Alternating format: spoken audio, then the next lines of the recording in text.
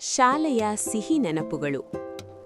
ಮಂಗಳೂರು ಜಿಲ್ಲೆಯ ಒಂದು ಸಣ್ಣ ಹಳ್ಳಿಯಲ್ಲಿ ಸರಸ್ವತಿ ವಿದ್ಯಾಲಯ ಎಂಬ ಒಂದು ಶಾಲೆ ಇತ್ತು. ಆ ಶಾಲೆಯಲ್ಲಿ ಓದುತ್ತಿದ್ದ ಮಕ್ಕಳು ತುಂಬಾ ಚುರುಕು, ಉತ್ಸಾಹಭರಿತ ಮತ್ತು ಕನಸುಗಳನ್ನೊಳಗೊಂಡವರಾಗಿದ್ದರು. ಆ ಮಕ್ಕಳಲ್ಲಿ ಮುಖ್ಯವಾಗಿ 3 ಸ್ನೇಹಿತರಿದ್ದರು: ಆದಿತ್ಯ, ಪೂಜಾ ಮತ್ತು ರಾಹುಲ್. ಆದಿತ್ಯ ತುಂಬಾ ಬುದ್ಧಿವಂತ, ಯಾವ ವಿಷಯವಾದರೂ ಬೇಗ ಅರ್ಥ ಮಾಡಿಕೊಳ್ಳುತ್ತಿದ್ದ. ಪೂಜಾ ಒಂದು ಕಲೆ ಪ್ರಿಯಳು, ಚಿತ್ರಕಲೆ, ನೃತ್ಯ, ಸಂಗೀತ ಎಲ್ಲದಲ್ಲೂ ಅವಳು ಮುಂದಿದ್ದಳು.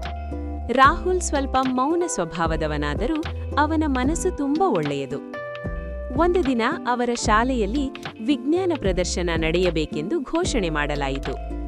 ಎಲ್ಲ ವಿದ್ಯಾರ್ಥಿಗಳು ತಮ್ಮ ತಮ್ಮ ಪ್ರಾಜೆಕ್ಟ್ಗಳನ್ನು ತಯಾರಿಸಿ ಪ್ರದರ್ಶಿಸಬೇಕಿತ್ತು.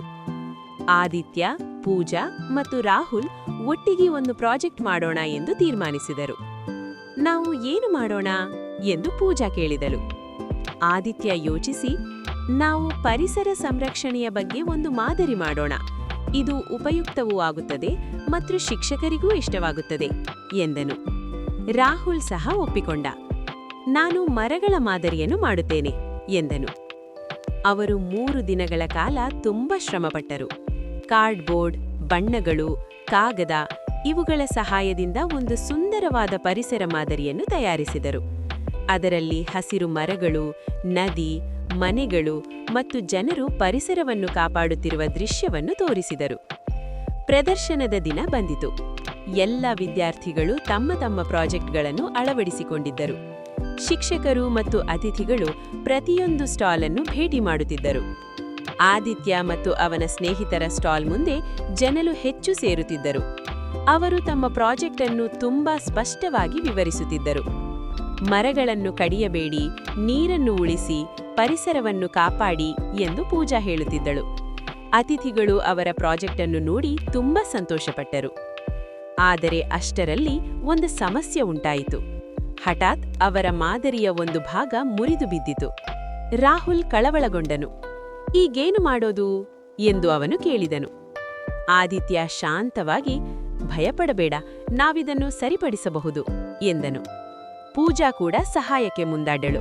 ಅವರು ತಕ್ಷಣವೇ ಕೆಲವು ಸಾಮಗ್ರಿಗಳನ್ನು ಬಳಸಿ ಅದನ್ನು ಮತ್ತೆ ಸರಿಪಡಿಸಿದರು. ಈ ಘಟನೆ ಅವರನ್ನು ಇನ್ನಷ್ಟು ಬಲವಾಗಿ ಸೇರಿಸಿತು. ಸ್ವಲ್ಪ ಸಮಯದ ನಂತರ ಫಲಿತಾಂಶ ಘೋಷಣೆ ನಡೆಯಿತು. ಮೊದಲ ಬಹುಮಾನ ಆದಿತ್ಯ, ಪೂಜಾ ಮತ್ತು ರಾಹುಲ್ ತಂಡ ಎಂದು ಮುಖ್ಯೋಪಾಧ್ಯಾಯರು ಘೋಷಿಸಿದರು. ಅವರು ತುಂಬಾ ಖುಷಿಪಟ್ಟರು. ಶಿಕ್ಷಕರು ಅವರನ್ನು ಮೆಚ್ಚಿದರು. ಆ ದಿನದ ನಂತರ ಅವರು ಇನ್ನಷ್ಟು ಒಗ್ಗಟ್ಟಾಗಿ ಓದುತ್ತಿದ್ದರು. ಅವರಿಗೆ ತಿಳಿದು ಬಂದದ್ದು ಏನೆಂದರೆ, ಸಹಕಾರ, ಪರಿಶ್ರಮ ಮತ್ತು ಧೈರ್ಯ ಇದ್ದರೆ ಯಾವ ಸಮಸ್ಯೆಯನ್ನಾದರೂ ಎದುರಿಸಬಹುದು. ವರ್ಷಗಳು ಕಳೆದವು. ಅವರು ತಮ್ಮ ತಮ್ಮ ದಾರಿಯಲ್ಲಿ ಮುಂದುವರಿದರು. ಆದಿತ್ಯ ವಿಜ್ಞಾನಿಯಾಗಿ, ಪೂಜಾ ಕಲಾವಿದೆಯಾಗಿ, ರಾಹುಲ್ ಶಿಕ್ಷಕರಾಗಿ ಬೆಳೆದರು. ಒಂದು ದಿನ ಅವರು ತಮ್ಮ ಹಳೆಯ ಶಾಲೆಗೆ ಭೇಟಿ ನೀಡಿದರು.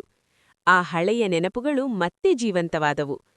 ಇದು ನಮ್ಮ ಜೀವನದ ಅತ್ಯಂತ ಸುಂದರ ದಿನಗಳು ಎಂದು ಪೂಜಾ ಹೇಳಿದರು. ರಾಹುಲ್ ಹಾಸ್ಯವಾಗಿ, ಹೌದು, ಇಲ್ಲಿ ನಾವು ಕಲಿತದ್ದು ಪುಸ್ತಕದಲ್ಲಿರುವುದಕ್ಕಿಂತ ಹೆಚ್ಚು ಎಂದನು. ಆದಿತ್ಯ ಸಹ ಒಪ್ಪಿಕೊಂಡನು. ಶಾಲೆ ನಮ್ಮ ಕನಸುಗಳಿಗೆ ಅಡಿಪಾಯ ಹಾಕಿದ ಸ್ಥಳ.